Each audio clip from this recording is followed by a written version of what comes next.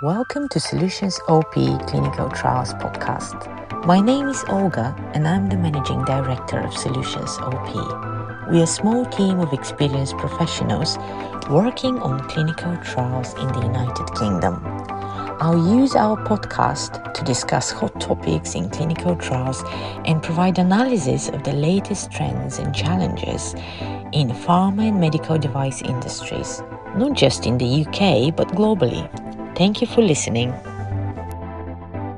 Welcome to the latest episode of the podcast. Today I'll be talking about how international biosecurity regulations could affect clinical research. And I think it's a very good topic, although, it's all in development. There's still a lot of changes in this area, and I'm sure there will be a lot of new things coming literally every week in the future. So as you probably know and you've seen in the news, recently there is a lot more focus on biosecurity internationally, and there are quite a lot of different legislations concerning genomic data. So before I do a bit of an overview of the situation in different regions of the world, I want to talk a little bit about what are the benefits of using genomic data, because everyone is talking about it, but I think for many people, maybe in the general public, it's not quite clear in their head how this could actually be used. The reality is, the genomic data could allow us to have an insight on diagnostic and genetic diseases, something which will allow us to predict, for example, what is the risk for a specific person to develop a specific disease.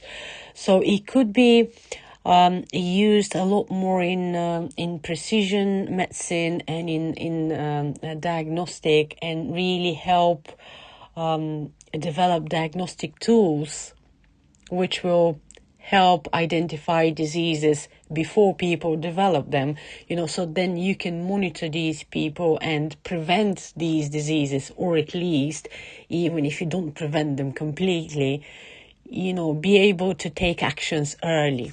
Because at the moment, the state of our medicine is like this. You don't know you have something unless it's diagnosed, and by the time it's diagnosed, it's probably well advanced in terms of disease. So if it's a chronic disease, it's the same. Our medicine is more focused on maintaining and keeping you alive, rather than providing actual treatment or preventing a disease from developing. And of course, this is very difficult, finding something that works for specific disease and trying to get a functional cure. It's not an easy thing. But development of diagnostic methods could help a lot in managing diseases and even preventing them in some cases. But what are then the challenges of using genomic data? Well, the biggest challenge is that it could be used for military purposes. For example, you can develop diseases that could target specific ethnic groups, for example. It's just an example how it could be used. So this is why, while genomic data gives a lot of potential in diagnostics, actually there is a big threat when it comes to military uses of that kind of genomic data. So let's go to the situation at the moment globally, and we'll start with the Chinese regulations and changes. So on 1st of June 2023, China's Ministry of Science and Technology issued implementing rules on administrative regulations on human genetic resources, or also known as the implementing rules. So basically, this is the new legislation in China, which is regulating human genetic data. So they have changed their definition to say that human genetic resources data is considered human genes or genomic data, which is derived from human genomic resources materials, like organs, tissues, cells, or other genetic materials that could contain the human genome or human genes. So from that definition, they have excluded clinical data, medical images, protein data, or metabolic data. So everything which was included in the previous legislation related to research is now excluded, which is good news. But the new regulation imposes various restrictions on collection, preservation, and exploitation of Chinese human genetic resources by foreign entities. And what they mean by foreign entities, so if you have more than 50% of the companies owned by foreign investors, then this company is considered foreign entity in China, and basically the company will not be allowed to use or analyze any genetic resources in China. So after China, we can go to the USA, where in the meantime, they're discussing the Biosecure Act. If you're following the news in the industry, I'm sure you've read a lot about it. So the new Biosecure Act, which is currently under development, is actually regulating the usage of genomic data in artificial intelligence and drug development. So the Congress has also expressed concerns that some companies may be exporting sensitive data to China. And it's not related only to China, but there are other countries like Russia and North Korea, which are on the list of countries where they plan to restrict exporting data. So what if that regulation is passed, what that would mean for the U.S. companies?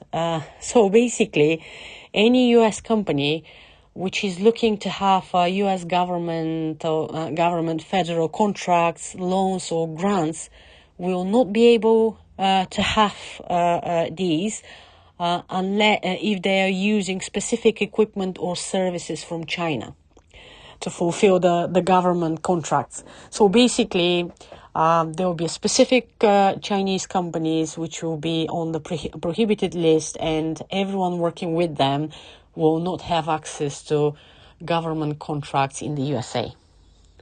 So that makes things quite complicated because throughout the years, many U.S. companies, especially smaller companies and startups, they have quite a good relationship with Chinese partners, and they used to develop lots of drugs and medical devices in China because it's cheaper, and that allowed them, to progress and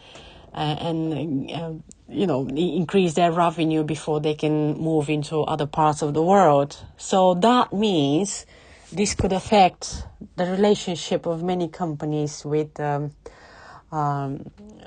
Chinese partners.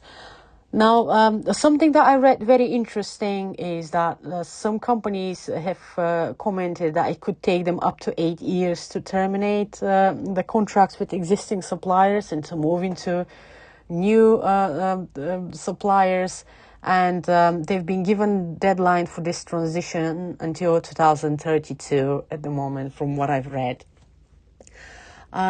It is challenging, actually, and the reason for this is you can think, for example, that India could be a potential partner because they also offer, similarly to China, manufacturing facilities and opportunities. But for those of you who've been following the industry, you know that there've been quite a lot of warning letters from the USA FDA to Chinese manufacturers, and generally there've been more issues with the Chinese with the Indian manufacturers than with the Chinese ones. So of course there've been some issues with Chinese manufacturers too, but generally it seems that it's a little bit more tricky to find reliable manufacturers in India than in China. At least that's the impression that I have from what I've read on the news. And we should not forget that this whole thing has a massive cost for the companies. So changing a supplier, finding the right new supplier is not easy. It will cost a lot to the US companies. It will also cost a lot to Chinese companies, because if you're a Chinese company and you want to reach out to the US market, you'll probably have to work with partners somewhere else and, change your operations and manufacturing sites as well. So that will bring extra cost for the Chinese companies as well. So there's no winner in this situation, to be honest with you. So let's move into Europe and talk a little bit about the UK. So for those of you who are aware, there is a very big project about genomic data and using that genomic data for diagnostic purposes and development of new treatments and new diagnostic methods. It's a company known as Genomics England, and it's owned by the British government. So they own the NHS data. So that's basically the public healthcare data, genomic data, which is collected. So they're the owner of this data. And also they're the ones who make a decision who can have access to that data and who cannot. They have quite a lot of rules on exporting genomic data from the UK, and they have quite a lot of prohibitions as well, what cannot be exported. So, for example, you're not allowed to export raw data from the UK. So the situation in Europe is in the European Union is similar. So at the moment in the European Union, they have 1+ million genomes initiative, which has been going on for some time. And the idea of this initiative is to have a shared database among the European Union countries where they can use that data again for new diagnostic methods and for new therapies. So the situation, however, in Europe is not easy because apart from having this European initiative, actually each country have their own regulations. So it's not so easy to have access to this data due to data protection laws and other other regulations that could be local. So, for example, the French authorities will not allow the data to be uploaded on a cloud which is not controlled by France. So, as you can imagine, it's not easy to create a database that could be used by all European countries, and you can imagine then exporting data to someone else will be even more complicated from what I can see so far. So how all this is going to affect clinical research? So I've mentioned some of the issues that people will have to find new manufacturers, and especially in the US and China, there will be a lot of partnerships that have been working for years that will be destroyed, and people will need to find new partners, and that will be additional cost for them.